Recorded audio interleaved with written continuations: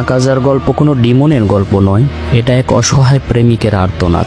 তুমি হয়তো তাকে ঘৃণা করতে পারো কারণ সে রেনগোকুকে মেরে ফেলেছিল, কিন্তু যখন তুমি তার অতীত সম্পর্কে জানবে তখন হয়তো তোমারও চোখে পানি চলে আসবে।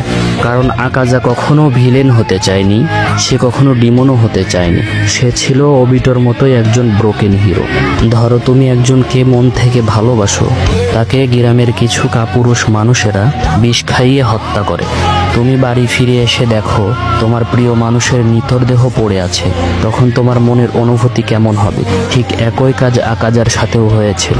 সেই ভালোবাসা হারানোর যন্ত্রণা তাকে পাগল করে তোলে। প্রতিশোধ নিতে সে একাই ৬৭ জন নিনজাকে খালি হাতে হত্যা করে ফেলে। ঠিক তখনই মুজান তার জীবনে আসে এবং তাকে জোরপূর্বক ডিমনে রূপান্তরিত করে এবং তার অতীতের স্মৃতিগুলোকে ভুলিয়ে দেয়। শত শত বছর ধরে আকাজা লড়াই করেছে, মানুষ মেরেছে, কিন্তু সে কোনো মেয়েকে কখনো মারেনি, কারণ তার হৃদয়ের গভীরে এখনো তার ভালোবাসার স্মৃতি বেঁচে থাকে। আর শেষ লড়াইয়ে আকাজার আবার মনে পড়ে তার ভালোবাসার মানুষের হাসি মুখ। তখন সে বুঝতে পারে সে যা করতেছে তা কখনো সে চায়নি। শেষ মুহূর্তে আকাজা লড়াই বন্ধ করে দেয়। সে আর কারো ক্ষতি করতে চায় না, বরং সে স্বেচ্ছায় নিজেকে ধ্বংস করে ফেলে।